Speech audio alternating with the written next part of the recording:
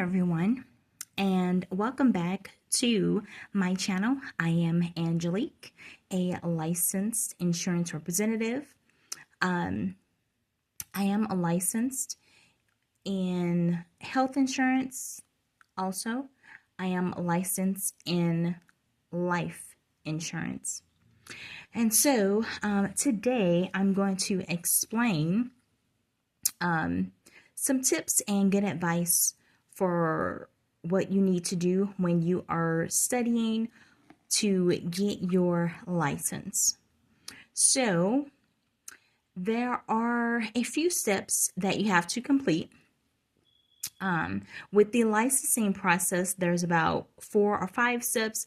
It can depend on the state that you will work in, or the state where you will get your license. So there is the pre-licensing course. The pre-licensing course, it'll take a few days. I mean, it can depend on how much time that you can spend on studying day by day. So if you work a full-time job plus you are studying to get your insurance license, you may just have time, maybe 1 or 2 hours after work, or maybe you can study 1 hour or 2 hours before work, or you may study on your days off. Because you can have like your regular job where you work full time, and then on your days off, if you can squeeze in some time to study, if you can manage your time to sit still and study hour after hour, then you can study on your days off from your regular job. So the pre-licensing course, you have to take that. Next is the state exam. And then next, there's the fingerprint process. So basically, make sure that you are able to pass a background check. And then last, you will apply for the life insurance license, and you can apply for the health insurance license. Maybe you just want to get a license to do one type of health insurance. Maybe you just want to specialize in one type of health insurance, whether it be life insurance or health insurance, or maybe you want to specialize in both. For myself, I prefer to specialize in both. I've noticed that a lot of clients, a lot of members, they like to have both policies, the health insurance and the life insurance. So, when you are studying, you are going to notice that there is a large vocabulary list that you're not too familiar with.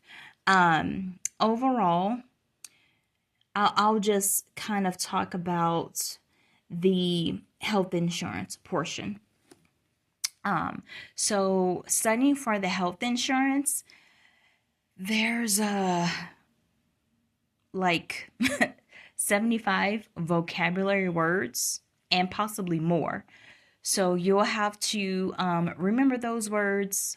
Those words are on the learning materials. If you're taking the course online, then you're gonna see those vocabulary words in the learning videos. You will read those vocabulary words in the reading chapters. You will see those vocabulary words again on the quizzes and on the tests. The quizzes are like the little preparation is like the preparation quiz, or you know what, I'll just call it review. So it's more of a review. The chapter review will have like 20 to 30 different questions. With the review, that basically helps you to know what sections you understood, what sections you paid close attention to. If you miss questions on the review, that lets you know what section that you might want to read again. Whatever concepts that you're not understanding on the review, then you can go back to the chapters or go back to a particular section and read over that chapter or read that particular section within the chapter. Maybe you need to refresh your memory or just make sure you have the correct understanding for what you're learning. So the review questions are good to help you measure what you understand and what you already know without a doubt, and then you can measure what you need to review or maybe what you just need to read over again. Maybe spend some extra time on a particular section on a chapter to really make sure that you're understanding the material. One thing about getting your health insurance license is that you have to pay for the license out of pocket. So you can pay for it online. It's a little over $100, but it is affordable. And so once you are confident with those review questions, then you can move to the actual chapter test. The chapter test is about 15 questions. So to be honest, the chapter test is a lot quicker to take. It's only 15 questions. The 15 questions on the chapter test, I mean, they're easy questions. Like I said, as long as you're doing good on the review questions, those review questions really test your knowledge about all the different concepts that you're learning. And then the chapter test is 15 questions, and that's like a quick, easy breeze to get through. Each chapter has 4, 5, 8, 10, 11, 12 different sections. Some chapters are shorter than others. So you'll really have to be disciplined with studying hour after hour. If you can study little by little, day by day, that'll really help you to stay on track, because you will have 1 month, so about 30 days, to start and complete the online testing. And this is for the pre-license course.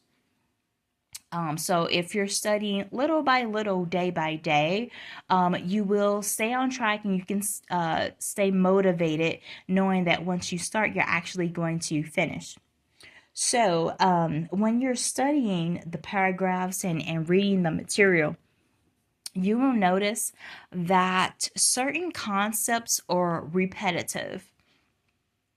And so, for example, you will notice that this is a repetitive concept, and this is just an example about the different types of health insurance policies.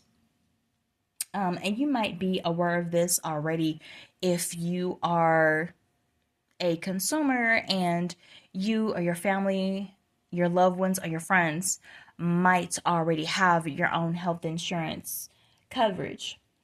So, for example, a concept that is repetitive in the health insurance policy is this: the longer the benefit period is, then the higher the premium. Or another common concept is this: there are no deductibles for the basic hospital expense coverage. So there's no deductible for the basic surgical expense coverage. So as you are going through the material and learning everything, you will kind of see that some things are just repetitive. You can take notes as you're studying each chapter. What's really helpful is that you can print all of the vocabulary words, and when you're printing the vocabulary words, all of those vocabulary words might be at least 20 total pages or a little bit more. Um, Basically, you can go through the list of vocabulary words and study the terminology and study the definitions. As you're going through each chapter, you can look at the list of vocabulary words and study them and see which ones are easy for you to understand and which ones do you need to just study a little bit more. Like actually study to understand, not just study to remember what to select for the correct questions on your test, but really study to comprehend and be able to explain the definitions and explain the concepts in your own words.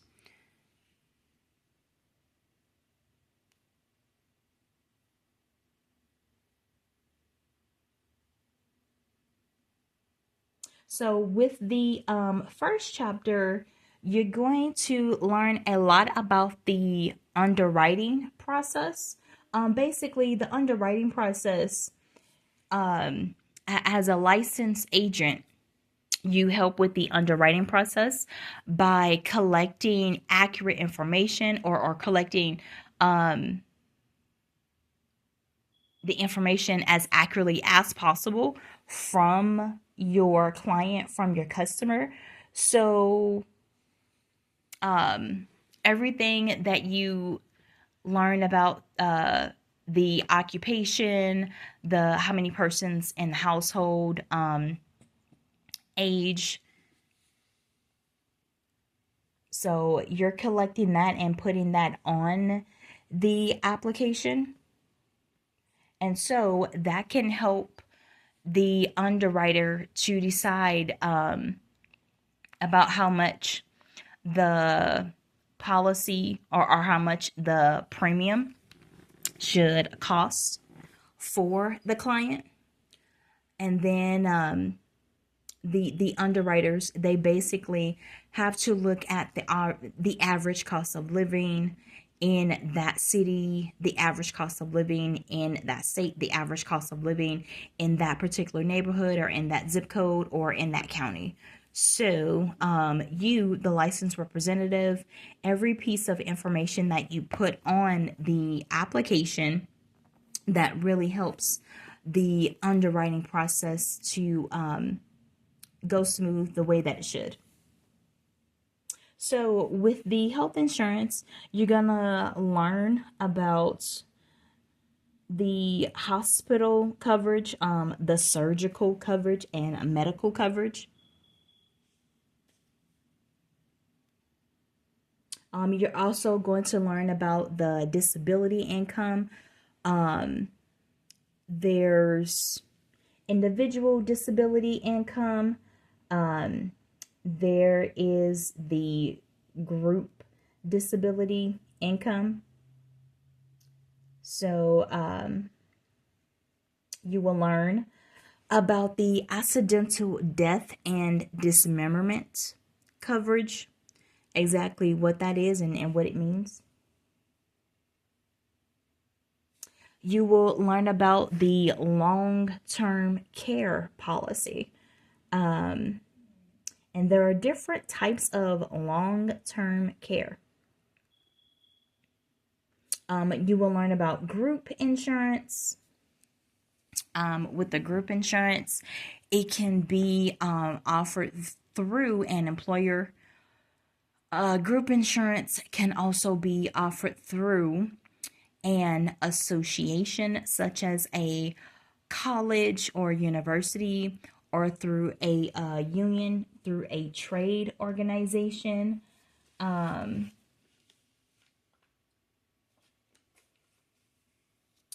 is if it's a group for veterans, or a group for professionals.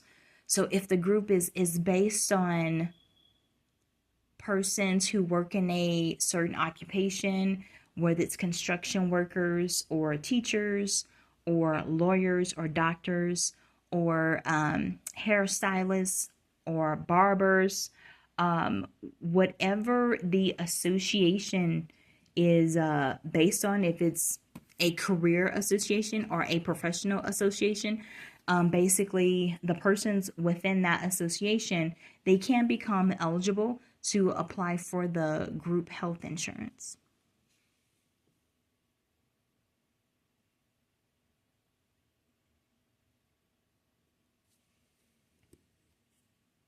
So I will end this video for now. I will talk some more on what you should know as you are studying and preparing to get your health insurance license. My name is Angelique. Thank you for watching. Thank you for subscribing. Thank you for sharing the video, and have a great day. Talk to you next time.